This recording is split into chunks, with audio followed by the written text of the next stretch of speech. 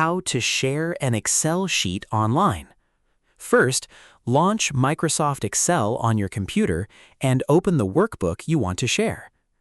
After your workbook opens, click the Share button in the top right corner of the screen. In the Sharing window, choose the permissions you want to give others. For example, you can allow people to edit the workbook or view it only. Next, enter the name, group, or email address of the person you want to share the workbook with. You can also add an optional message if you'd like. After that, click Share to share the workbook directly with them. Alternatively, you can click Copy Link to generate a shareable link. You can then paste and send this link through email, messaging apps, or any other platform. Once shared, the recipients will be able to access the workbook online based on the permissions you've selected. And that's it.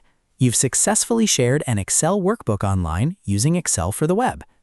If you found this video helpful, don't forget to like the video, subscribe, and press the bell icon for more quick tech tutorials.